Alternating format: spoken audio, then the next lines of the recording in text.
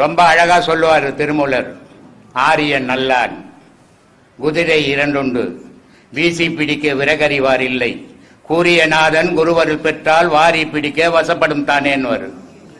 சாதாரணமா ஒரு மனிதனை நீ நெத்திய தொடுனா தொட்டுக்க மாட்டான், தொடுவானா? தொட மாட்டான். ஆனா பொட்டு வைக்கணும்னா தொட்டுப்பான். அதுக்கு பேரு என்ன? பதி. கடவுள் இருக்கிற இடம். அதை தொடம்போத்தான் உனக்கு உடலெல்லாம் உணர்வு ஏற்படும். அந்த ஒரு சீடன் விவேகானந்தர் கிடைச்ச பிறகு ராமகிருஷ்ணர் உலகத்துக்கே தெரிஞ்சார். அதுக்கு முன்ன கல்கட்டாக்கே தெரியாது. அப்போ இந்த சீடனால அந்த குரு வெளிப்பட்டாரு. அந்த குருவால இந்த சீடன் உலகமெல்லாம் போனான். இதுதான் உண்மையான குரு சீடம் பந்தம். சும்மா நீங்க உட்காந்து 4 கேள்வி கேட்டு நான் அவர் சிஷியங்கன்னு போய் வெளியே சொன்ன சீடன் ஆக முடியாது. நான் சொன்னதுல இருந்து மாறாம இருந்தால்தான் நீ சீடன். நான் சொன்னதெல்லாம் செய்தால்தான் சீடன். நீ என்னை வெளிப்படுத்தினால்தான் சீடன். இல்லைன்னா சீடன் சொல்லிட முடியாது.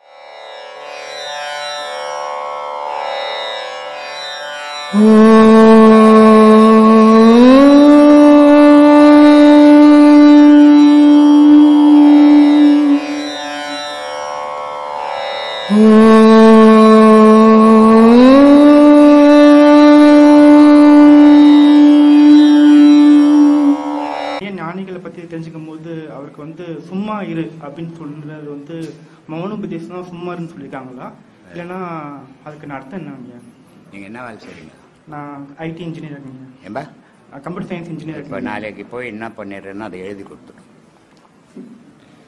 வேலையை விட்டு தூக்கிடுவாங்க. வேலையை விட்டு தூக்கிடுவாங்க. எழுதி கொடுத்து வேலை விட்டு வாங்கன்னு சொல்லிங்கிறேன். தூக்கிடுவாங்கல்ல, நீயே வந்துட்டு அவன் தூக்கத்துக்கு முன்ன. அப்பதான் சும்மா இருக்க முடியும்.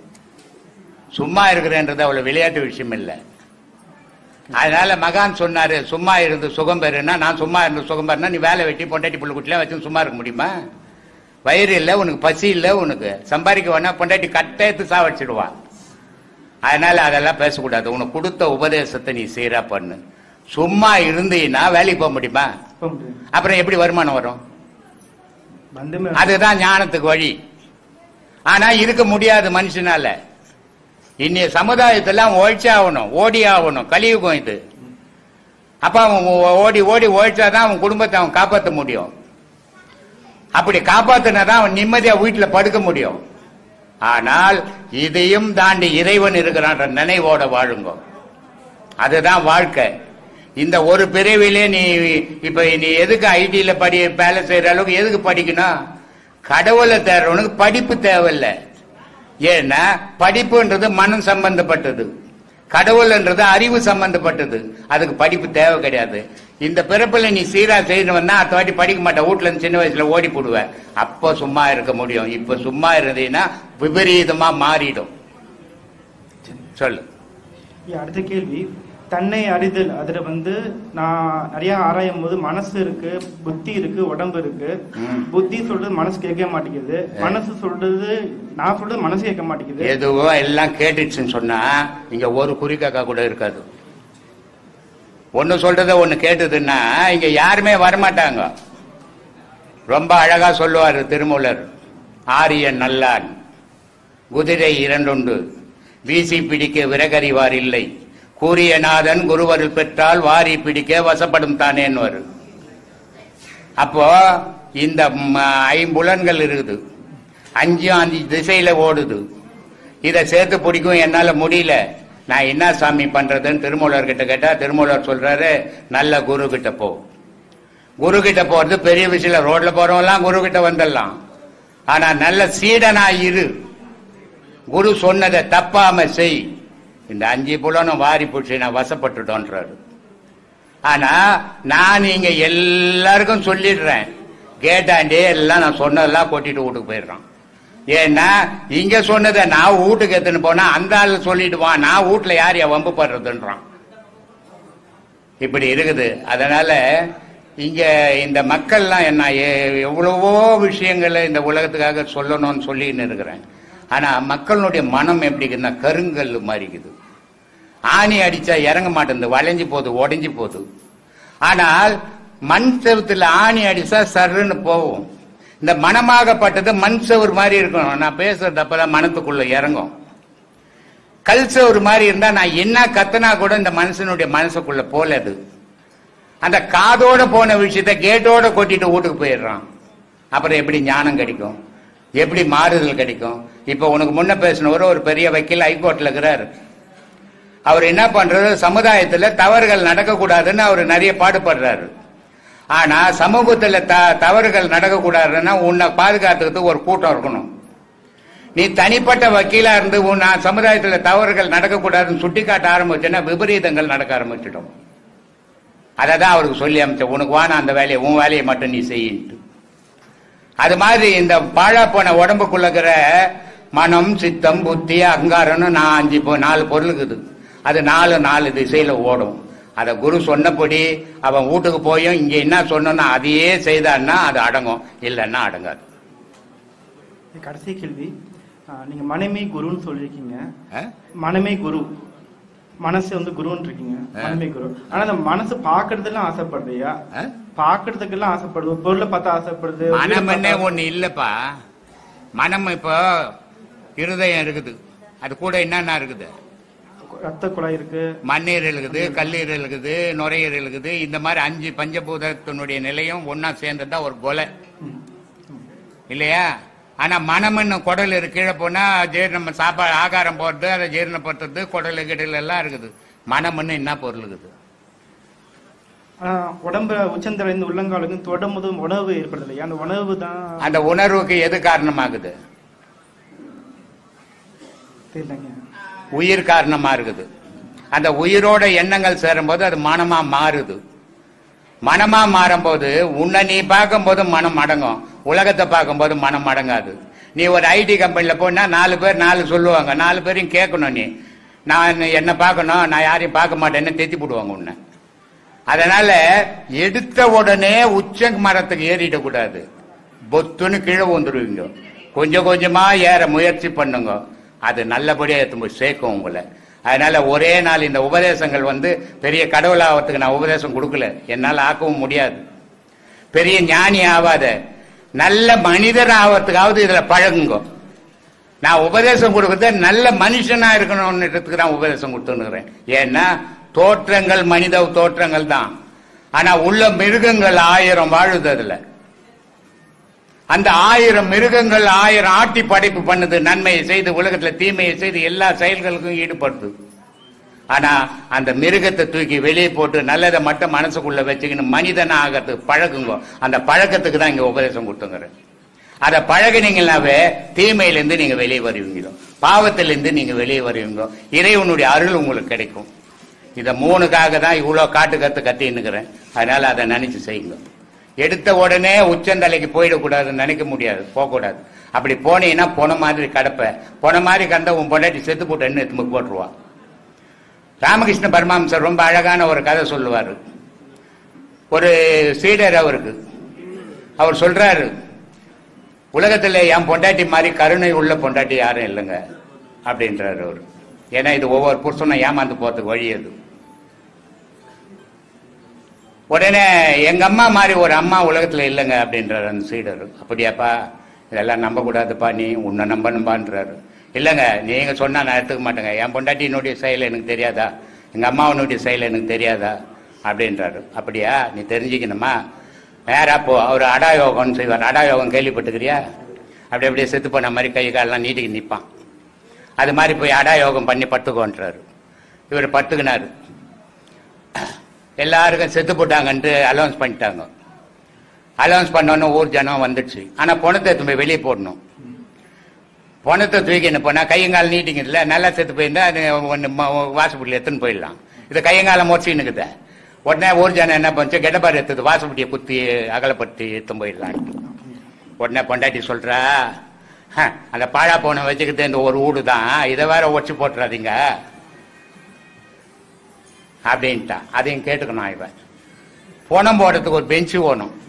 அவங்க அம்மா பத்துங்கிறாங்க. அந்த பெஞ்சு ஓணுமா, பணம் போட்ட பிறகு அப்புறம் எடுத்து பிறகு நீ பத்துக்குமான்றாங்க. அவன் எனக்குன்னு வச்சது இந்த ஒரு பெஞ்சு தான், இத வேற நீங்க எதுவும் போனா சுடுகாட்டுக்கு தாண்டா போய் போடணும்னு பெஞ்சை கொடுக்க மாட்டாங்க. அப்பதான் சொன்னா ராமகிருஷ்ணன் சொன்னது எவ்வளவு சத்தியமான விஷயம். பொய்யான வாழ்க்கையை நம்ம வாழ்ந்துன்னுக்கிறோம் அப்படின்றத உணர்ந்தான். அது மாதிரி எல்லாரும் பொண்டாட்டியும் நல்லவங்க, எல்லாரும் புருஷனும் நல்லவங்க, எல்லாரும் அம்மாவும் நல்லவங்க, எல்லா பிள்ளைங்களும் நல்லவங்க தான். நல்லவங்க மாதிரி இருக்கிறதால தான் நம்ம வாழ்ந்துன்னுக்குறோம். கெட்டவங்கன்ற ஒரு சந்தேகம் வந்துச்சுன்னா வாழ்க்கையை போய் செதறி போயிடும். அதனால உலக விஷயத்துல நல்லவங்களாவே எல்லாரையும் நினைங்க. கடவுள் விஷயத்துல அதை வச்சுக்காதீங்க, தூரம் வச்சுட்டு அதுக்கு அதை தேடுங்க. அப்பதான் அதை அடைய முடியும். அதனால அப்படி போங்க. நன்றிங்க. நன்றி. எல்லாரும் அடுத்த மாதம் வாங்க. பௌர்ணமி ஒரு நாள் தான். அதில் ஒரு நாள் காலையில் வந்துடுங்க. காலையில் இங்கே டிஃபன் பண்ணிக்கலாம், மத்தியானம் சாப்பிட்டுக்கலாம், சாயந்தரம் 4 மணி கிளம்பிடலாம். தூரம் போகிறவங்க கிட்ட போகிறவங்க எப்படி இருந்தாலும் வசதியோடு போயிட்டு வரலாம். நன்றி, வணக்கம். நாகர்கோவில். நாகர்கோவிலா? என் பேர் சுபாஷ். எவ்வளோ இது எல்லாம் பார்த்துருக்கேன். நான் வந்து 2 வருஷமாக பார்த்துருக்கேன். 2 வருஷமாக கொரோனாவாக இருந்து உங்கள் வீடியோ பார்த்துருக்கேன். நான் எவ்வளோ விஷயங்கள் பார்த்த பிறகு எனக்கு நான் தண்ணியில் அடிப்பேன். இப்போ உங்களை இதை பார்த்த பிறகு ஒரு 3 மாசமாட்டு விட்டுட்டேன். தண்ணி அடிப்பா, சாரம் அடிப்பியா? இல்லை இல்லை, தண்ணி எல்லாரும் குடிக்கிறோம். இல்லை இல்லை, தண்ணி கோட்டு இங்கே தண்ணி குடிக்கலாம் ஒரு உயிரினம் கூட வாழாது. இல்லை, அது பூண்டு கூட தண்ணி போகணும். தண்ணி இல்லைன்னா அந்த இடம் பட்டு போயிடும். உங்களை பார்த்த பிறகு வீட்டில் சொன்னேன். அதனால தண்ணி அடிக்கிறேன்னு சொல்லாத, குடிக்கிறேன்னு சொல்லு. குடி குடிக்கிறேன். அதை சொல்லு. குடிச்சிருந்தேன். சரி. அப்ப வீட்டுல சொன்னேன், குருவை பார்த்தாச்சுன்னா எல்லாமே விட்டுருவேன், என் வாழ்க்கையை மாத்திருவேன். ஐயோ, இந்த முடிவெல்லாம் இதுக்குள்ள எடுக்கக்கூடாது. எத்தனை உபதேசம் வாங்கிக்கிறேன்? 2 உபதேசம். 2 உபதேசத்துல இந்த முடிவெல்லாம் எடுக்கக்கூடாது. இல்ல இல்ல, வீட்டோடு போகல. நான் பார்த்தாச்சுன்னா எல்லாமே வாழ்க்கையில மாத்திருவேன். சரி. அப்ப உபதேசம் கேட்டு எல்லாமே மாறிட்டாங்களான்னு. நான் இப்ப தண்ணி அந்த பக்கமே போறதும் கிடையாது. என் வீட்லயும் பிள்ளைகள் ரொம்ப சந்தோஷமா இருக்கு. சரி. இன்னும் ஒரு கேள்வி சாமி. ஒரு 200 ரூபாய் சம்பாரிச்சா தண்ணி வேலை செய்யிட்டு பாக்கெட்டில் 200 ரூபா போட்டோம்னா ஒன்று சாரை கடியை பார்த்தா அந்த 200 ரூபாய் சும்மா இருக்காது, போகணும். இல்லை எவனா தண்ணி அடிக்கிற நண்பன் பார்த்தா நம்ம எனக்கு ஒரு பெக் வாங்கி போட்டுறான்னுவான். அந்த 200 ரூபாய் சும்மா போய் வீடு சேராது. அப்போ அந்த சாரை கடிக்கு போயிடும். வீட்டில் பிள்ளைங்க என்ன பண்ணுவாங்க, மெயினாக வருவார், ஏன்னா வாங்கின்னு வருவார் அப்படின்னு காத்து இருக்கும். ஆனால் கிடைக்காத போது அந்த பிள்ளைங்க என்ன நினைக்கும், இவன் எதுக்கு உயிராக இருக்கிறான், இவன் உயிராகிறத விட போகிறதே மேலாச்சு அப்படின்னு நினைக்கும் பிள்ளைங்க. அப்போது அந்த 200 ரூபாய் சம்பாதிச்சுட்டு 100 ரூபாய் அந்த குழந்தைங்களுக்கு ஏதாவது வாங்கின்னு போய் கொடுக்கும்போது நீயும் சந்தோஷமாக்குற, உன்னையும் அந்த பிள்ளைங்க வாழ்த்துது, அதுங்களும் சந்தோஷமா இருக்கு. அப்போ மனிதனுடைய வாழ்வு எப்படின்னா அடுத்தவன் சந்தோஷத்துக்காக வாழணும், அடுத்தவனை துக்கப்படுறதுக்காக வாழக்கூடாது. அது மிருகம். அது ஏன்னா காட்டுல ஒரு மான் வாழுது, நிலையில்லாத வாழ்வுல வாழ்ந்துங்குது. எப்ப எது வருமோ நம்மள கொல்லுமோ. பாம்பு காட்டுல வாழ்ந்துனுக்குது, விஷமுள்ள பாம்பு. ஆனா எப்ப கீறி வருமோ கொல்லுமோ அப்படின்னு எல்லாமே வாழுது. ஆனா தைரியம் இல்லாத வாழ்ந்துனுக்குது. எல்லா உயிரினத்துக்கும் ஒரு உயிரினம் தீமை செய்தே வாழ்ந்துனுக்குது, அது உடலை வளர்த்துனுக்குது. ஆனா மனிதனுடைய உயிரினம் அப்படிப்பட்டது இல்லை. பல பேருக்கு உதவிகளை செய்யணும், பல நன்மைகளை செய்யணும், பல பேர் மனசுல உன்னுடைய மனசை பதிய வைக்கணும். உன்னுடைய உழைப்பு நீ மட்டும் சாப்பிட்றதுக்கு இந்த உலகத்துல கிடைக்கல. நீ சாப்பிடணும், நீ உழைச்சது தப்பு இல்லை. ஆனா உன்னுடைய உழைப்புல ஒரு 5% அடுத்தவங்களுக்கு கொடு, அதான் புண்ணியம். ஆனா உன்னுடைய உழைப்பு இல்லை, நீ ஊர்ல இருக்கிறவந்தெல்லாம் எனக்கு வரணும்னு உழைச்சின்னா உன் புள்ள குட்டி எல்லாம் நொண்டியும் கூணும் குருடுமா பிறந்துடும். இதுதான் பாவத்தினுடைய அடையாளம். இதெல்லாம் நம்ம புரிஞ்சு வாழணும். இதைதான் சொன்னா மாதா செய்தது மக்களுக்குன்னா. ஒரு பிள்ளைகள் வாழும்போது தாய் தப்பம் செத்து போனோம் தெரியுமா? தாய் தப்பம் செத்து போனோம் பிள்ளைங்க உயிரா இருக்கும்போது. ஆனா தாய் தப்பம் உயிரா இருக்கும்போது பிள்ளைங்க சாக கூடாது. செத்தாயும் பாவின்னு அர்த்தம். அப்பாவுக்கு ஒரு 84 வயசு ஆகுது. அப்பா அன்னைக்கும் நல்ல வேலை பார்க்கும், எடுக்கணும், காரியங்கள் செய்யும். அவர் இருக்கட்டும், அவர் பாட்டுக்கு அவர் வேலையை செய்யட்டான். நீ செய்யறதை இந்த மாதிரி செய். நீ கண்டதுல போய் ஈடுபட்டினா உனக்கும் உடம்பு போவோம், உன் பிள்ளைங்க மனசும் போவோம். உங்க சாமியை பார்த்த பிறகு எல்லாமே நான் எல்லாமே விட்டுட்டேன். இப்ப எனக்கு கடவுள் யாருன்னா எனக்கு குரு தான் கடவுளுமே. சரி, எனக்கு நாங்க கடவுள் நேர்ல பார்த்த கிடையாது, இவங்க தான் எனக்கு கடவுளுமே. நான் கூட குரு தான் கடவுள்னு தான் நினைச்சுன்னு வாழ்ந்துன்னுக்குறேன். எல்லாருக்கும் அதுதான் சொல்லிக்கணுங்கிறேன், குரு தான் கடவுள்ன்ட்டு. ஏன்னா ஒரு மனிதன் பிறப்புல இருந்து இறப்பு வரைக்கும் என்ன மாதிரி குருமார்கள் 1000 பேர் வருவான். படிப்புக்கு ஒரு குரு வருவான், தொழிலுக்கு ஒரு குரு வருவான், வாழ்க்கைக்கு ஒரு குரு வருவான். இது பல குருமா, ஆன்மீகத்துக்கு ஒரு குரு வருவான். ஆனா இத்தனை குருமார்களும் வழிபோக்கு குருமார்கள் தான். உண்மையான குருவும் மனம்தான். அது சொல்றபடிதான் நீ கேட்ப. இப்ப நான் சொன்ன உனக்கு குடிக்காதுன்னு சொல்லிட்டு யார் சொன்னது? எத்தனை வாட்டி உன் பொண்டாட்டி சொல்லியிருக்கோம், எத்தனை வாட்டி உன் அம்மா சொல்லியிருப்பா, எத்தனை வாட்டி உன் அப்பா சொல்லியிருப்பா, யார் சொன்னாலும் கேட்கலையே. அப்ப உன் மனம் சொன்னதானே கேட்ட. அப்ப உனக்கு குரு யாரு? மனம் தான் மனுஷனுக்கு குரு. நான் ஒரு வழிபோக்க மாதிரி ஏதோ எனக்கு தெரிஞ்சதை சொல்றேன், எடுத்தா எடுங்க, எடுக்கல போங்க. இந்த சாகாக்கால் போகா புனல் அதெல்லாம் உனக்கு வா. நான் 2 பாடம் வாங்கிட்டு பனைமரத்து உச்சியில நின்று தேன் குடிக்கிற மாதிரி நினைக்காத போ. குங்குமமும் திருநீரும் யாரை குறிக்கிறது? இது எதுக்காக பெண்களுக்கும் ஆண்களுக்கும் சொல்லி பிரிச்சு கொடுத்துருக்காங்க? ஆனா அத்தனை பொருளையும் மஞ்சளுக்குன்னு தனித்துவம் உண்டு. மஞ்சள் ஒரு வாசப்படியில பூசி வச்சின்னா கூட ஒரு பூச்சி புட்டு உள்ள வராது. அதுக்காக ஆதியில் என்ன பண்ணா வாசப்படியில மஞ்சள் பூசணும். இப்போ டிசைன் பண்ணி வச்சுக்கிறான் இவன். ஏன்னா நாயை வெளியே கட்டி மனுஷன் பெட்ல படுப்பான். இப்போ இவன் வெளியே படுத்துக்கு நாயை பெட்ல படுக்க வைக்கிற காலம் இது. அதனால அதெல்லாம் செய்யறது இல்லை. பெண்கள் குங்குமம் வைக்கணும், இல்ல ஏதாவது பொட்டு வைக்கணும். இதுக்கு என்ன காரணம் அப்படின்னா, சாதாரணமா ஒரு மனிதனை நீ நெத்திய தொடுன்னா தொட்டுக்க மாட்டான். தொடுவானா? தொட மாட்டான். ஆனா பொட்டு வைக்கணும்னா தொட்டுப்பான். அதுக்கு பேர் என்ன? பதி. கடவுள் இருக்கிற இடம். அதை தொடம்போது தான் உனக்கு உடலெல்லாம் உணர்வு ஏற்படும்.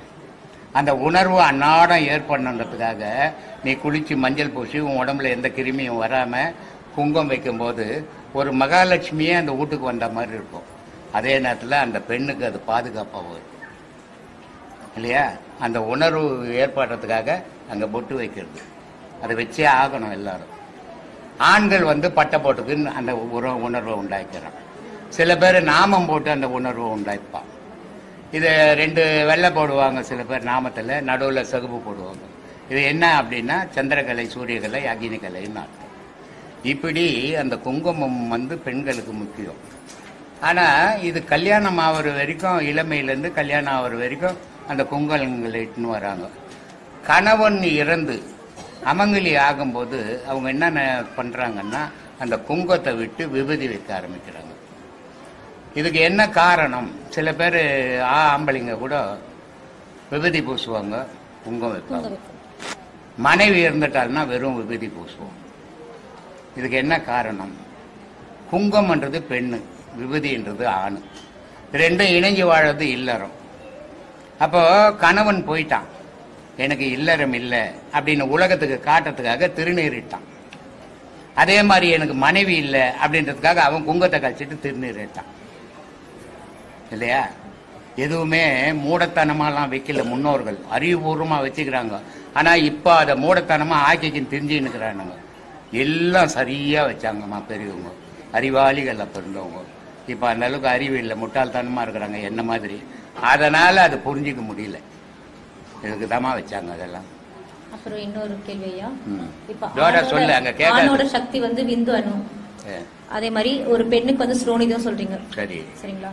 இப்போ ஒரு இள வயசுல இருக்க பெண் இருக்காங்க, அவங்க அந்த பாடங்கள்லாம் பண்றாங்க, ஏதோ ஒரு சந்தர்ப்ப சூழ்நிலையால அவங்களுக்கு அந்த கர்ப்பப்பை எடுக்கப்படுகிறது.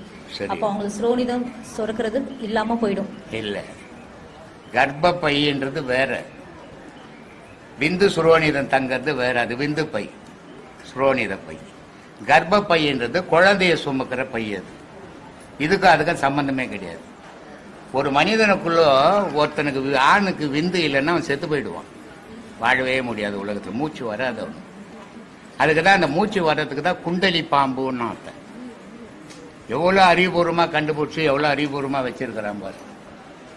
அந்த குண்டலி பாம்புன்னு அந்த விந்து ஏன்னு சொன்னான்னா, அந்த விந்து இருக்கிறதால தான் இவனுக்கு மூச்சு வருது. மூச்சு வர்றது எப்படி வருது? பாம்பு சீர்ற மாதிரியே நமக்கு மூச்சு அப்படிதானே இருக்குது, மூச்சு விட்டோம்னா. அப்போ இது பாம்பு மாதிரியே வருதுடா. இது எங்க இருந்து வருதுன்னா குண்டலி பாம்புடா. அதுன்னா குண்டலின்றது அது ஒரு ஒய் ஜாயிண்ட் மாதிரி. அது இதெல்லாம் ஏமா ஏன் இந்த குறி கொலவாரி ஒண்ணு இல்லையா? இப்போ இப்போ ஒரு ஒய் ஜாயிண்ட் மாதிரி. அது இந்த ஒய் ஜாயிண்ட்ல யூரின் ஒன்றில் ரொம்ப, ஒரு பையில ரொம்பது, விந்து சுரோனிதம் ஒரு பையில ரொம்பது. யூரின் அதிகமாச்சுன்னா யூரின் வருது, விந்து அதிகமாச்சுன்னா தானா வெளியே போகுது. 2 ஒரு இதுல தான் நிக்குது. ஆனா கர்ப்பப்பைன்றது அது தனி. அது குழந்தைய தாங்குற பை அது கர்ப்பப்பை, குழந்தைய வாங்குற பை அது கர்ப்பப்பை, குழந்தைய வெளியே எடுக்கிற பை கர்ப்பப்பை. கர்ப்பப்பைக்கும் விந்து சுரோனிதத்துக்கும் சம்பந்தமே கிடையாது. ஒரு பெண்ணுக்கு சுரோனிதமே இல்லைன்னு சொன்னா அவ உயிரோட வாழவே முடியாது. ஒரு ஆணுக்கு விந்து இல்லைன்னு சொன்னா அவன் உயிரோட வாழ முடியாது. அதனால்தான் காலையில கூட யாரோ கேட்டாங்க, சாகா கால் அப்படின்னு. சாகா கால், போகா புனல், வேகா தலை அப்படின்னா என்ன அர்த்தம் அப்படின்னா நம்மளுடைய மூச்சு செத்ததே கிடையாது. கால்னா காற்று, அப்போ செத்ததே கிடையாது. அதனால அதை சாகா கால்னா. போகா புனல்னா மரணத்திலிருந்து இவன் விந்து வெளியேற முடியாது, அடுத்தவங்ககிட்ட செலுத்த முடியாது, அது அவன் உடலுக்குள்ளே அதை அழிஞ்சிடும். அதனால அது போகா புனல்னா. வேகா தலைன்னா ஆன்மாவை வந்து வெயிலோ கத்தியோ மழையோ நினைக்கவும் முடியாது, வெட்டவும் முடியாது, முடியாது. இது முப்பொருளும் அழியா பொருள். இந்த முப்பொருள் தாண்டா உலகம் அப்படின்னா. அதனால கர்ப்பப்பைன்றது வேற, விந்து பையன்றது வேறம்மா. ஸோ டாக்டர் கிட்ட போய் கேளுமா, இங்க என்கிட்ட வந்து கேட்டு உயிர் எடுத்துங்கிற நம்ம டாக்டருக்கு பார்த்திபன் கேளு. அப்புறம் இன்னொரு கேள்வியா, நீங்க குரு சிஷ்யர் பத்தி நிறைய சொல்லியிருக்கீங்க. இப்போ வந்து ஒரு குரு வந்து சிஷ்யனை தேர்ந்தெடுக்கிறாரா, இல்ல சிஷ்யர் வந்து குருவை தேர்ந்தெடுக்கிறாங்களா, இல்ல குரு சிஷ்ய பந்த வந்து பூர்வ ஜென்ம புண்ணியம் இருந்தாதான் ஒருத்தரால இந்த குருவை அடைய முடியுமா? ரோட்ல நான் போய் நகரேன், குரே வடங்குரே அப்படின்றான், சீடன் ஆயிட முடியுமா? சொல்லு, அவன் குருவேன்ட்டானே, சீடன் ஆயிட முடியுமா? நான் சொல்றேன் சிஷ்யா வணக்கம் சிஷ்யா அப்படின்றான், அவன் சிஷ்யன் ஆகிட முடியுமா? இது வாய் வார்த்தையால் ஆவது இல்லை, நிஜத்தில் ஆகணும். சீடன் அவன் குருவாகும். குருவும் நிஜ குருவா இருக்கணும், சீடனும் நிஜ சீடனா இருக்கணும். நான் சொல்லி கொடுக்கறதில்ல, மாறுபடாதவன் தான் சீடன் இல்லையா? ராமகிருஷ்ண பரமஹம்சர் எத்தனையோ சீடர்களுக்கு உபதேசம் கொடுத்தாரு. ஆனா யாராலையாவது அவர் வெளிப்பட்டாரா? வெளிப்படலை. ஆனா அவர் சொல்றாரு, தடிக்கு உண்டா தெருக்கு தெரு நிறைய குருமார்கள் இருக்கிறாங்க, ஆனா ஒரே ஒரு சீடன் எனக்கு கிடைக்கல அப்படின்ட்டு. அந்த ஒரு சீடன் தான் விவேகானந்தர். அந்த ஒரு சீடன் விவேகானந்தர் வந்த உடனே விவேகானந்தருக்கு அதுக்கப்புறம் தான் விவேகானந்தர்ன்ற பேரு, அவருக்கு நரேந்திரன் தான் பேரு. அந்த ஒரு சீடன் விவேகானந்தர் கிடைச்ச பிறகு ராமகிருஷ்ணர் உலகத்துக்கே தெரிஞ்சார். அதுக்கு முன்ன கல்கட்டாக்கே தெரியாது.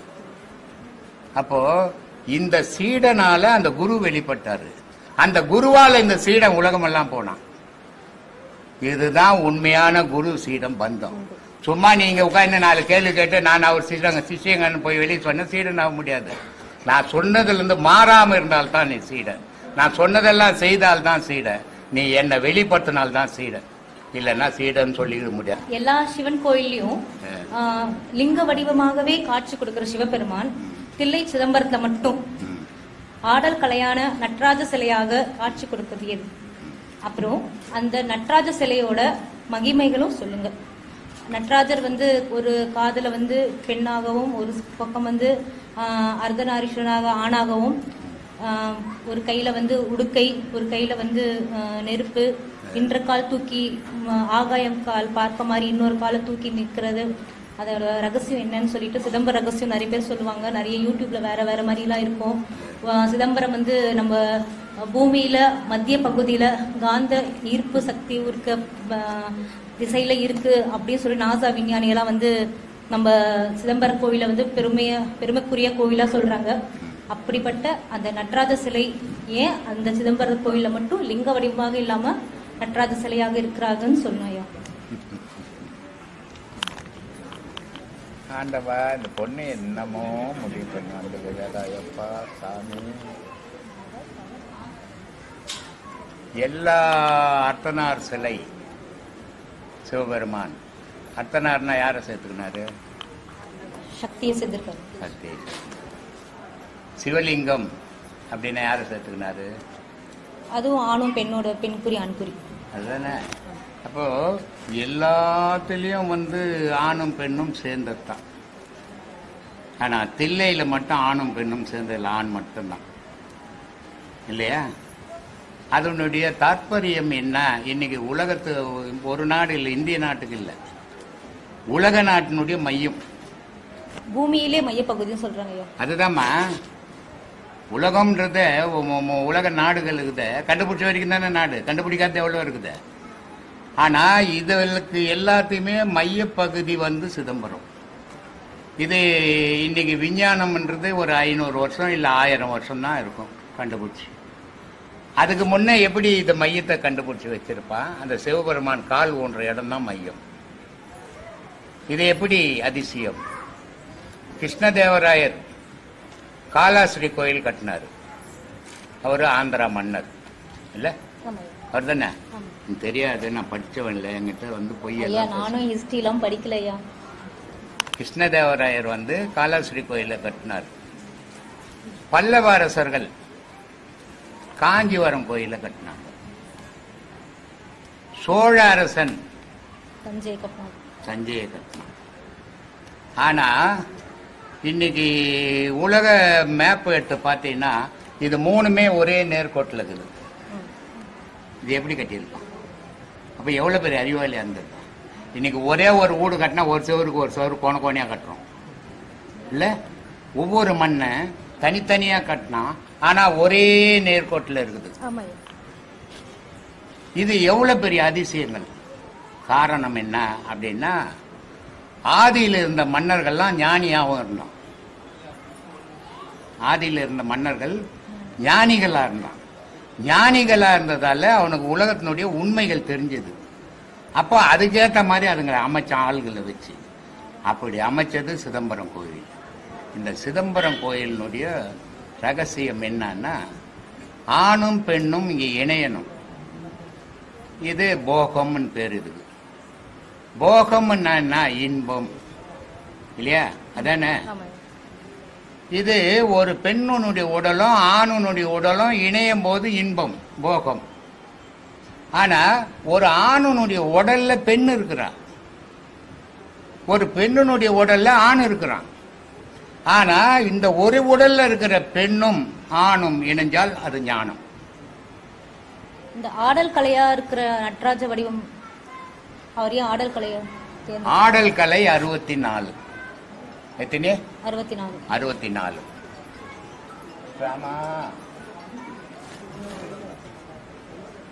மனிதனுடைய மூச்சு இருக்குதே, இது ஆடல் கலை 64. இந்த ஒரு வலது பக்க சூரியக்கலை மூச்சு உச்சந்தலையிலிருந்து உள்ளங்கால் வரைக்கும் போனா 32. இந்த உச்சந்தலையிலிருந்து உள்ளங்கால் வரைக்கும் போனா 16 கலை.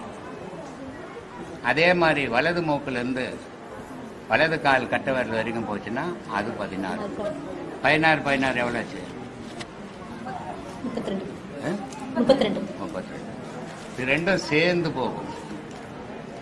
ஒரு நேரம் தனித்தனியா போகும், ஒரு நேரம் ரெண்டும் சேர்ந்து போகும். சேர்ந்து போனா எத்தனை ஆச்சு? 32 64 கலைஞானம் தான் மனித வாழ்வு. அதுக்கு மேல ஒண்ணும் இல்லை. அந்த 64 கலைஞானம் என்னன்னா இந்த சுவாசமாகப்பட்டது உடலுக்குள்ள நடனம் ஆடுது. அந்த நடனம் தான் ஆகாயத்து நடனம். புரிஞ்சுதா? அது நடனம் ஆடும் போது எப்படி இருக்குதுன்னா, அது ஆணு பெண்ணுன்றது இல்லைங்க. பூமியில ஆணு பெண்ணாகுது, அதனால சிவலிங்கம் இருக்குது. மற்ற இடத்துங்கள அர்த்தநாரீஸ்வரர் ஆகுது. ஆனா ஆகாயத்துல ஆணும் இல்லை பெண்ணும் இல்லை, அது ஒரு ஒலியா நடனம் ஆடிங்குது. அந்த நடனம் தான் திரு சிதம்பரத்தினுடைய நடனம். இதுதான் 64 கலைஞானம்ன்றது. புரிஞ்சுதா? இப்படி இருக்குது. இதெல்லாம் போய் மீடியாவில் பேசுன்றிய. இப்போ இதை பேசுறத பார்த்து ஊரெல்லாம் பேச போறான். அதான் நடந்துங்குது இப்போ ஊர்ல. நான் நிறைய வீடியோ பாக்குறேன். நான் என்னென்ன பேசுறேன்னா அதெல்லாம் பேசிக்கிறானுங்க. சொல்லு. இன்னொரு கேள்வியா, ஜீவ சமாதிக்கு மேல சிவலிங்கம் பிரதிஷ்டை பண்றது என்ன காரணையா? ஆமா, ஆனா எனக்கு மட்டும் பண்ண மாட்டாங்க. நாம என்ன மட்டும் பொல்லாதவன் ஆக்கிட்டாங்க. எனக்கு சிலை செய்து வச்சுட்டாங்க பாத்தியா? ஆனா லிங்கம் வைக்கணும், வைக்க மாட்டேன்ட்டாங்க. ஏன்னா ஜீவ சமாதி மேல லிங்கம் வைக்கிறது என்ன? ஆணும் பெண்ணும் ஐக்கியமாயி போச்சு. ஐக்கியமாகும் போது அது லிங்கமா மாறி போச்சு. அப்படின்றதுனால எல்லா ஜீவ சமாதி மேலேயும் சிவலிங்கம் வச்சு அதுக்கு பூஜை பண்ணுவாங்க. ஆனா இங்க எப்படி வச்சாங்கன்னா, அது நீயே தானே, அது அதனால உன்னையே வச்சிடணும்னு என்ன வச்சிட்டாங்க. இதான் வித்தியாசமா? சொல்லு. அப்புறம் இன்னொரு கேள்வி, அப்படித்தானே மாத்திக்கிறாங்க. அதுக்கு ஏதாவது உண்மைகள் இருக்கா ஐயா? லிங்கம் வைக்கிறதுக்கு ஏதாவது உண்மைகள் இருக்கா? இணைத்தல் தான்மா, இணைதல் தானே. நான் என்ன சொன்னேன், ஒரு உடலுக்குள்ள ஆண் இருக்கிறா, ஒரு பெண் உடலுக்குள்ள பெண் இருக்கிறான்னு.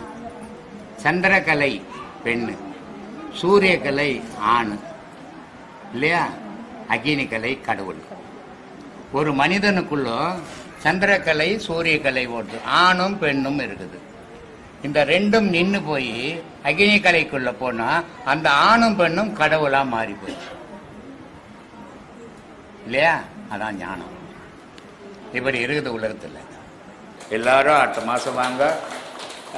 பௌர்ணமி ஒரு நாள் தான், அதில் ஒரு நாள் காலையில் வந்துடுங்க. காலையில் இங்கே டிஃபன் பண்ணிக்கலாம், மத்தியானம் சாப்பிட்டுக்கலாம், சாயந்தரம் 4 மணி கிளம்பிடலாம். தூரம் போகிறவங்க கிட்ட போகிறவங்க எப்படி இருந்தாலும் வசதியோடு போயிட்டு வரலாம். நன்றி, வணக்கம். நம்ம சாதாரண ஒரு அம்மன் கோயில் ஏதோ கோயிலுக்கு போறோம், நம்ம கஷ்டத்தையோ குறையோ சொல்லி ஒரு வேண்டுதல் வேண்டுறோம், சரிங்களா? அது எல்லாரும் பண்றாங்க. இதே மாதிரி மகான்கள் இருக்கிற சமாதி கோயிலுக்கு போயிட்டு இதே மாதிரி நம்ம குறைகள் சொல்லி பண்ணலாம், வேண்டுதல் பண்றது சரியா? ஏன்னா அவங்க சமாதி நிலையில இருக்கிறாங்க, அவங்களோட ஆன்மா இறைவனோட கலந்து இருக்கு. அதனால அந்த மாதிரி இருக்க சமாதிங்க கிட்ட போயிட்டு நம்மளோட குறைகள் சொல்லி அழுகுறது வேண்டுறது சரியா? இப்ப அப்படித்தான் ஊர்ல நடந்துக்குது. எந்த கஷ்டம் வந்தாலும் சாய்பாபா கோயிலுக்கு போயிட்டு, நம்ம கிட்ட ஒரு சாய்பாபா பேட்டி, கோயிலுக்கார பேட்டி எடுத்தாட்டோமா, அவர்கிட்ட 2000 பேர் வந்து காலில் ஊறாங்களாம். அவர் சொல்றாரு, எங்கிட்ட 2000 பேர் காலில் ஊறாங்க, அவங்க கஷ்டத்தை சொல்றாங்க. நான் வந்து சரி பாபா கிட்ட சொல்றேன். பாபா என்னமா அவங்க அண்ணத்தை மாதிரி உட்காந்துங்கிற மாதிரி சொல்றாரு. பாபா 1904 சமாதி ஆனாரு. பாபா இருக்கும்போது யாரும் சீண்டல. பாபாவை பத்தி விளம்பரம் பண்ணதால இன்னைக்கு ஊரெல்லாம் கோயில் கட்டிக்கினாங்க. பாபா வந்து ஒரு மகான், ஒரு ஞானி. அந்த பாபா வந்து ஞானியா இருக்கிற வரைக்கும் உலக மக்களுக்கு நன்மைகள் செய்தார். ஆனா அந்த ஞானி மறையும் போது அது சிவத்துல போய் இணைஞ்சு போகுது. இணையும் போது இங்க பாபாவனுடைய சக்தியும் கிடையாது, மற்ற ஞானிகளுடைய சக்தியும் கிடையாது. எல்லாமே கடவுளுடைய சக்தியில தான் நடக்குது. மனுஷனுக்கு மனசக்தியில நடக்குது, ஞானிகளுக்கு கடவுள் சக்தியில நடக்குது. அப்படி ஜீவ சமாதியில போய் நீ வழிபடணும், நீ கும்பிடணும்னு சொன்னா உனக்கு அந்த ஜீவ சமாதியில இருக்கிற மகான்கள் உடலோ நம்பி இல்லை, மனத்தோட அவங்க வாழல, ஆன்மாவோட வாழ்ந்தாங்க. நீ அந்த நிலையை உருவாக்கிக்கின்னு போய் அங்க பிரார்த்தனை பண்ணீங்கன்னா கண்டிப்பா பலிக்கும். ஆனா நீ சராசரி மனுஷன் உன் காட்டுல வீட்டுல நடக்கிற பிரச்சனையெல்லாம் போய் மகான் கிட்ட சொன்னா அவர் என்ன முட்டாளா கேட்டுன்னு கத்துக்க சொல்லு. இதெல்லாம் வந்து அறியாம ஏமாளித்தனம். நான் அவர்கிட்ட போய் சொல்லிட்டேன், இவர்கிட்ட காதா இருக்குது அங்க சலிக்க சொல்லு, வாயாக்குது அது பதில் சொல்றதுக்கு. உனக்கு அது ஒரு உருவம் செய்து வச்சுக்குது அங்க அடையாளத்துக்கு. இப்ப நான் கூட இங்க 18 மகான்களை செய்து வச்சுக்கிறேன். அவங்கள வழிபடுங்க, அவங்கள மனசுல நினைங்கன்னு தான் சொல்றேன். உன் கஷ்டத்தெல்லாம் சொல்லாங்க, தீர்ந்துடும் சொல்லல.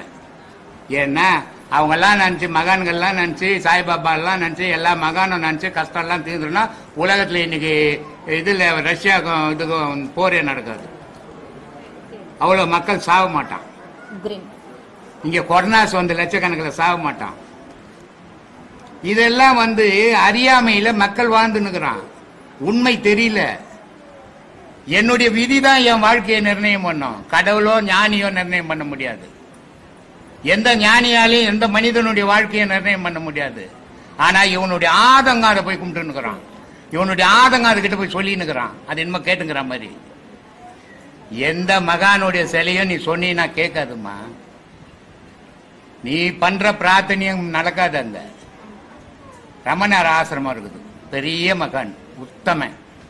ஆனா அவரை சுத்தி எத்தனை பிச்சை எடுக்கிறவங்கிறான் இல்ல. பெரிய கோயில் திருவண்ணாமலை கோயில், அங்க பிறந்தாவே மோட்சம்ட்டான்.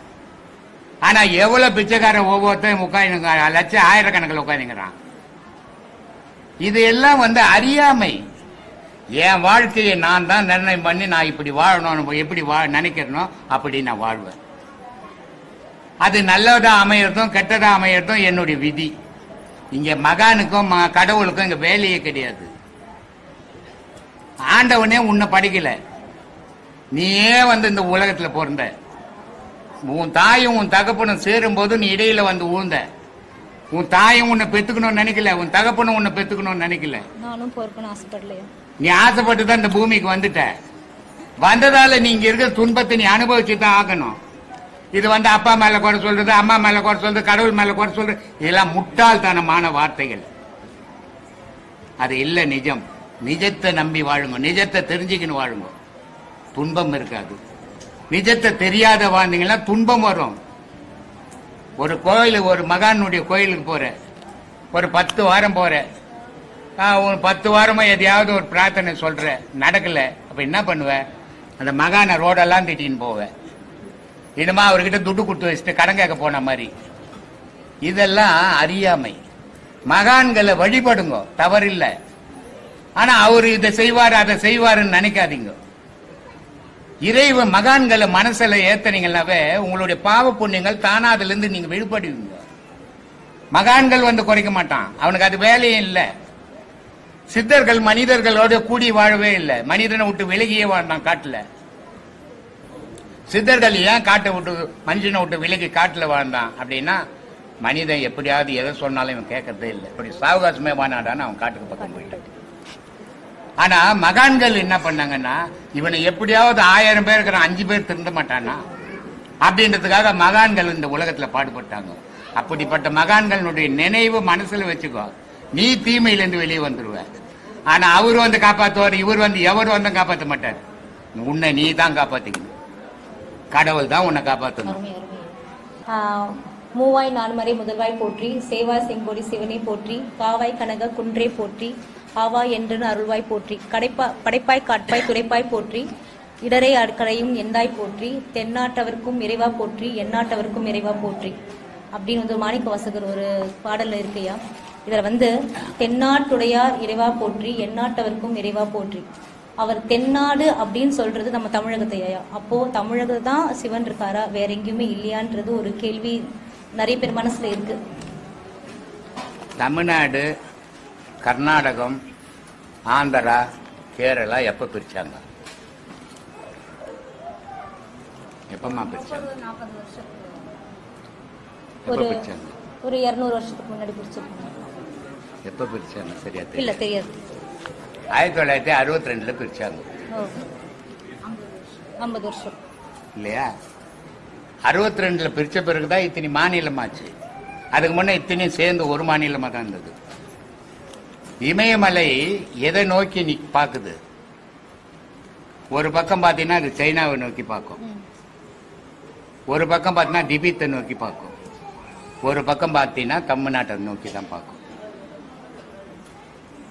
இல்ல? அப்போ இறைவன் இருக்கிறது தென்னாடு உடைய சிவனே போற்றி அப்படின்னா அந்த இறைவன் இதை நோக்கி பார்க்கறான்.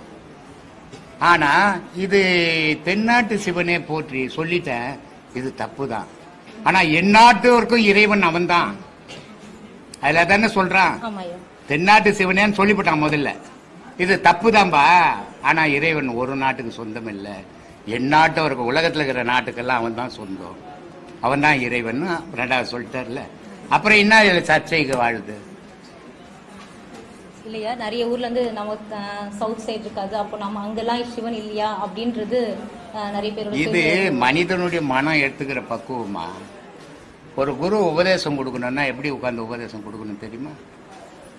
மேல உட்கார்ந்து சிஷ்யன் கீழே உட்கார்ந்து, மேல உட்கார்ந்து அந்தத்துல உட்கார்ந்து எல்லாம் கிடையாது. அது முருகனும் சிவனும் உபதேசம் வாங்குறது. நீ மேல உட்காந்து கீழே, நம்மளாம் மனுஷன் உட்காந்து உபதேசம் கொடுக்கறது எப்படின்னா, இந்த திசையை பார்த்து சீடம் உட்காரணும், இந்த திசையை பார்த்து குரு உட்காரணும். இதுக்கு என்ன காரணம் அப்படின்னா, சிவம் இந்த திசையை பார்த்து நிக்கிறாரு, சீடன் சிவத்தை பார்த்து நிக்கிறான் அப்படின்றதுக்கு தான் உபதேசமே அப்படி கொடுக்குறோம் இல்லையா? குரு இந்த பக்கம் உட்காந்து, அந்த பக்கம் உட்காந்து, கிழக்கு உட்காந்து, மேற்கு உட்காந்து கொடுக்கக்கூடாது.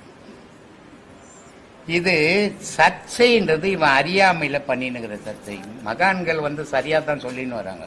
இவனுக்கு எது சர்ச்சையாக்கணுமோ அதெல்லாம் சர்ச்சையாக்கின்னு தெரியும். ஆனா அவர் சொன்னது அதுதான். அவர் நோக்குறது தென்னாட்டை நோக்குறாரு. தெற்குன்னா சைனாவுக்கு தெற்கு தான், இந்தியா தான் இல்லையா? அதானே தெற்கு. அப்போ அது சைனாவுக்கு உரிமையானது இல்லடா இமயம், தெற்கு நாடு இந்தியாவுக்கு உரிமையானது. அதனால தென்னாட்டு சிவனே போற்றின்ட்டார். இதை சொல்லிட்டு என்ன சொல்லிட்டாரு, இல்லப்பா இந்தியாவுக்கு மட்டும் சொந்தம் இல்லை, உலகத்துக்கு எந்நாட்டவருக்கும் இறைவா போற்றின்ட்டார் இல்லையா? இதுல என்ன சர்ச்சைக்குது? அறியாமையில எவனா எதனா சர்ச்சை பண்ணின்னு கிடப்பா. கடவுள்ல பிரிவே கிடையாதுமா. மனுஷனுடைய மனசுல தான் பிரிவு. மனுஷனுடைய மனசுல தான் ஏற்றத்தாழ்வு.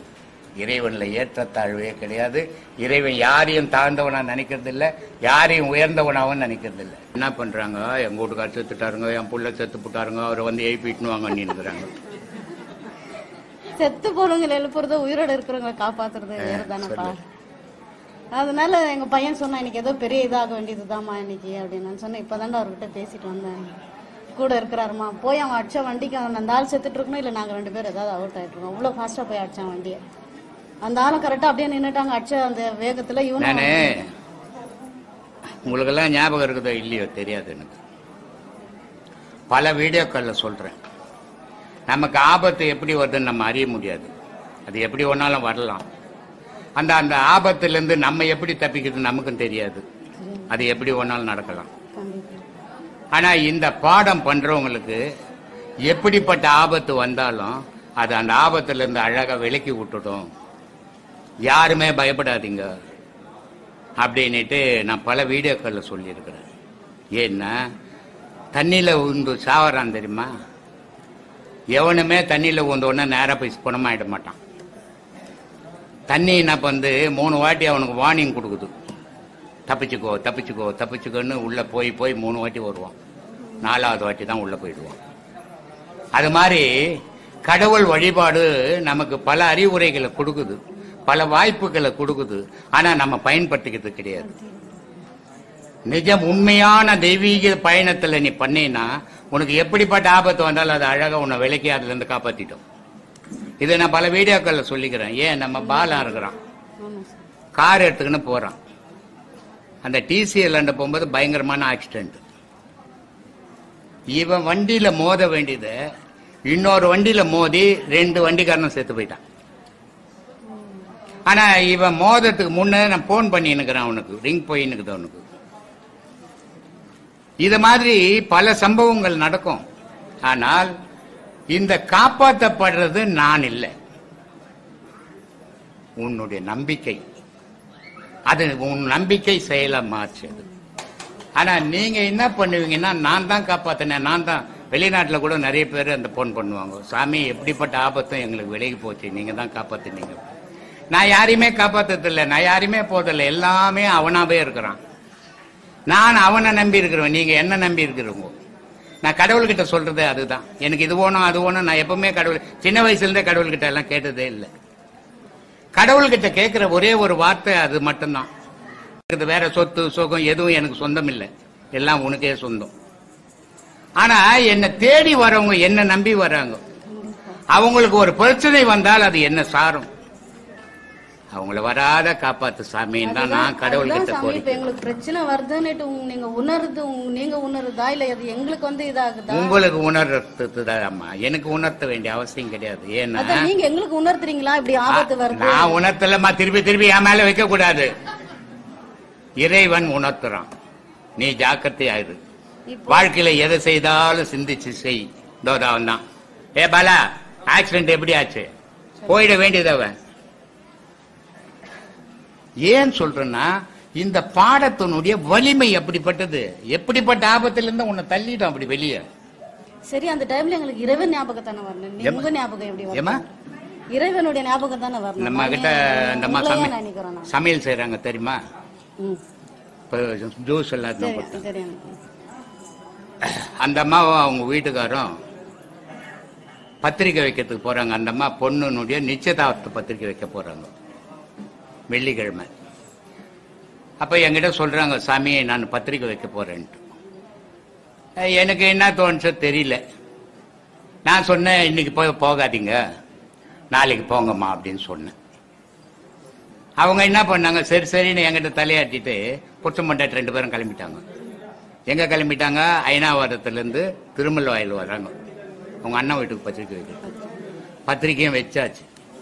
ரிட்டர்ன் போகும்போது 100 அடி ரோட்ல எத்தனை பைக்காரன் அடிச்சான். இந்த அம்மா பின்னாடி இந்த விழுந்து அப்படியே போய் பிளாட்பாரம் கல்லுல தலை இடிச்சுக்கின்னு நின்று போச்சு. இங்க இருந்த பல்லெல்லாம் உடைஞ்சு குத்தி இந்த உதட்டுக்கு மேல வந்துச்சு. இப்போ அவங்க கத்த வேண்டிய குரல் என்ன? கடவுளேன்னு கத்தணும், இல்ல அவங்க அம்மா அப்பாவை கூப்பிடணும், இல்ல கூட கணவர்கள் அடைய கனவானாவது கூப்பிடணும், இல்ல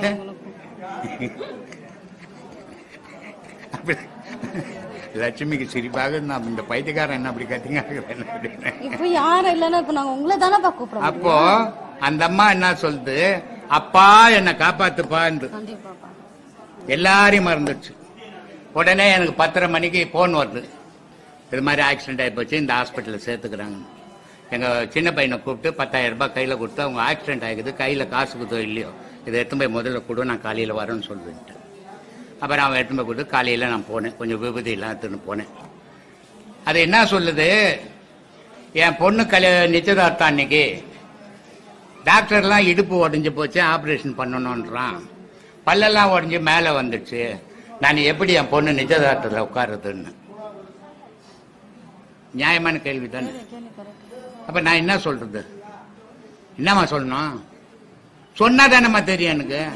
நீங்க என்னப்பா சொல்லுங்க, நீங்க சொல்றதுதான் நான் சொன்னேன், நீ பயப்படாத, உன் பொண்ணு நிச்சயதார்த்தத்தில் நீ இருப்ப அப்படின்னு. அதே மாதிரி ஆபரேஷன்லாம் வேணான்னு, அதே மாதிரி பொண்ணு நிச்சயதார்த்தத்துக்கு பெல்ட் மட்டும் போட்டாங்க. பொண்ணு நிச்சயதார்த்தத்தில் உட்காந்து நான் தான் நிச்சயதார்த்தத்தில் முன்னென்னு செய்தேன். அந்த மாதிரி நிகழ்வுகள் அவங்களுக்கு நினைவு யாரு மேல வரும்? ஒண்ணு குரு மேல வரும், இல்ல கடவுள் மேல வரும், இல்ல அப்பா அம்மா மேல வரும். ஆனா அப்பா அம்மாவே குறிப்பிட்ட காலம் போனா பிள்ளைங்க மறந்துடுவாங்க. கடவுளை சில ஆபத்தான நேரத்துல கடவுள் ஞாபகம் வராது, குரு இல்லைன்னா கடவுள் ஞாபகம் வரும். அப்ப குரு இருக்கும்போது குருவனுடைய ஞாபகம் மட்டும்தான் வரும். திருமூலர் ரொம்ப அழகா சொல்லுவாரு, குருன்றவன் யாருன்னு தெரியுமாடா உங்களுக்கு? குருன்றவன் ஒரு மனிதன் நினைச்சுன்னுக்கிறீங்க நீங்க. குருன்றவன் கடவுள் மனித வேஷம் போட்டுன்னு வந்து உட்காந்து உங்களுக்கு அறிவுரை சொல்லிங்கிறான். யார் ஒருத்தன் குருவை கடவுளா ஏத்துக்கிறோன்னா அவன் ஆபத்துல இருந்து வெளியே வருவான். யார் ஒருத்தன் குருவை ஏத்துக்கொள்ளி அவனுக்கு வர ஆபத்து வந்துடும் அப்படின்னு திருமூலர் சொல்றாருமா. இல்ல நீ எப்படி எடுத்துக்கிறியோ எடுத்துக்குமா. நீங்க சொல்றதுதான்ப்பா நாங்க எடுத்துக்க முடியும், நீங்க சொல்றதுதான்ப்பா, அதுதான்ப்பா உண்மை. இப்போ நீங்க எங்களுக்கு சொல்லிருக்கீங்க, உங்க மூச்சு நீங்க நீங்க உங்க மூச்சிலேயே தான் நீங்க கவனத்தை செலுத்துங்க. நாங்க வேலை செய்யும் போதோ சாப்பிடும் போதோ எப்பயுமே நீங்க தான் ஞாபகத்துல இருக்கீங்க. அப்ப நாங்க எப்படி எங்க மூச்சே நீங்க தானே. அதுதான் போலீஸ்கார் வர்றாரு இல்ல சேலத்துல இருந்து, என்னது கவிதாவா? கவிதா இல்ல சங்கீதா. சங்கீதா சொல்லிச்சு, அப்பா நாங்க இந்த பௌர்ணமிக்கு வந்துடுறோம், பிரிஞ்சிடுறோம்பா, அது ரொம்ப எங்களுக்கு கஷ்டமா இருக்குதுப்பா, உங்க கூடவே பயணம் பண்ணா நல்லா இருக்கும்பா. நான் சொன்னேன், பிரியிற மாதிரி இருக்குமா, நான் என்னுடைய சீடர்களை விட்டு பிரிஞ்சதே கிடையாது, ஒவ்வொரு சீடருக்குள்ளவும் நான் இருப்பேம்மா அப்படின்னு. அந்த இருக்கிறதுனுடைய ஞாபகம் தான் உங்களுக்கு அந்த ஆபத்தான நேரத்துல வர்றது.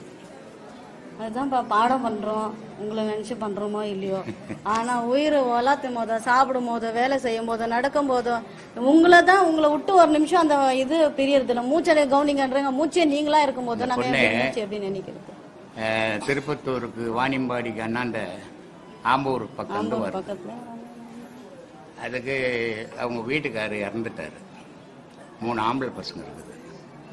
இதை அந்த கிராமம் ஆச்சு, சும்மா இருப்பாங்களா ஜனங்க? சும்மா இருக்க மாட்டாங்க. அந்த கோயிலுக்கு போக முடியும், இந்த கோயிலுக்கு என்னம்மா அங்கெல்லாம் போன உடனே அவர் என்னம்மா விஷயம்னு கேட்குற மாதிரி. குரு மட்டும்தான் ஒரு சீடரை என்ன துக்கம் என்ன சந்தோஷம் என்ன நிலைன்னு கேட்பான். எந்த கடவுளும் உன்னை கேட்க மாட்டான். ஏன்னா கடவுளேவே இருக்கிறவனே குரு தான். எவன் ஒருத்தன் குருவை கடவுளா நினைக்கிறானோ அவனுக்கு எந்த ஆபத்தும் வராது. தர்ஷினின்னு நார்வே நாட்டுல இருந்து அதை வந்து உட்காந்துங்குது, ஒரே தனி பொம்பளை இல்லையா? டென்மார்க்ல இருந்து தனி ஒரு பொம்பளை வந்து உட்காந்துங்குது. அது நார்வேல அவங்க கேக்குறாங்க, இது மாதிரி நீ ஒரு பொம்பளை தனியா இந்தியாவுக்கு போற அப்படின்ட்டு இருக்கிற சொந்தக்காரு பக்கம் அக்கங்கிறவங்க கேக்குறாங்க. அதுக்கு அந்த அம்மா சொல்றாங்க, உங்களுக்கு பாக்கிறதுக்கு நான் ஒண்டி இருக்கிற மாதிரி தெரியுது, ஆனா என் கூட குரு இருக்கிறாரு அப்படின்னு. அந்த நம்பிக்கை அங்கிருந்து கிளம்பி வந்து இங்க ஒரு வாரம் ஆச்சு. ஏன்னா ஒரு குருவை முழுமையா எந்த சீடம் நம்புறானோ அவனுக்கு ஆபத்து இல்லை. இந்த லட்சுமி என்ன நம்புறதே இல்லை. ஆமாம்மா, எனக்கு தான் எச்சு. நானு இந்த புடுபுடுக்கார மாதிரி நானு இந்த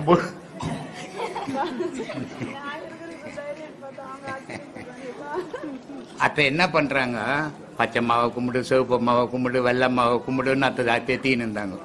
அதுவும் அவங்க பேச்செல்லாம் கேட்டு தெரிஞ்சுக்கின்னு இருந்து பாவம் அங்கங்க போய் கையெழுத்து கும்பிட்டு வந்தது. இந்த செத்து போட்டா குடுவை ஒன்று ஓடிப்பாங்க தெரியுமா, சாணி எல்லாம் போட்டு காய்ச்சி. நான் எனக்கு ஓடிக்கூடாதுன்னு சொல்லிட்டேன். நான் எனக்கு அதெல்லாம் ஓடிக்கக்கூடாது, நான் ஒன்றும் சும்மா போல அப்படின்னு சொல்லிக்கிறேன், எங்கள் வீட்டில் எல்லாம் சொல்லிக்கிறேன். அதே மாதிரி எங்கள் சம்சாரத்தாண்ட ஒரு 20 வருஷத்துக்கு முன்னாடியே சொல்லிட்டேன், நான் செத்து போட்டேன்னா யாரும் என்கிட்ட அழுவக்கூடாது. ஏன் அழுவக்கூடாது தெரியுமா, யாரும் நான் செத்துட்டேன்னு அழுவ மாட்டான். அவன் வீட்டுக்காரன் செத்து, அவன் பொண்டாட்டி செத்துலாம் சிந்தி சிந்தி பக்கத்தில் இருக்கிறவங்க மேலே போட்டுருவான்.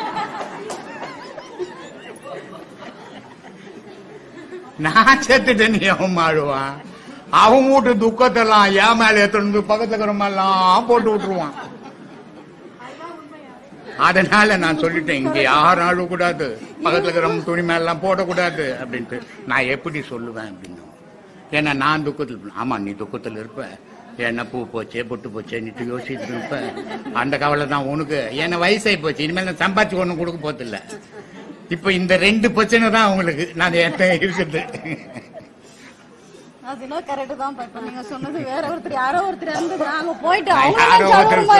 எல்லாருக்கும் தான் சொல்றேன். அப்ப நான் சொன்ன, உன்னால சொல்ல முடியாது, என் தலைமாட்டில் ஒரு போர்டு வச்சுட்டு யாரும் அழுவக்கூடாது. நான் ஒரு 20 வருஷத்துக்கு முன்னாடியே சொன்னேன். அது மாதிரி இப்ப சாணி எல்லாம் ஒடிக்க கூடாதுன்னு சொல்லிக்கிறேன். சாணியை ஒடிச்சிட்டு ஆம்பளை போனாலும் பொம்பளை போனாலும் கையெழுத்து கும்பிட்டுன்னு வருவாங்க வீட்டுக்கு, இல்ல பிறண்டுன்னு போவாங்க.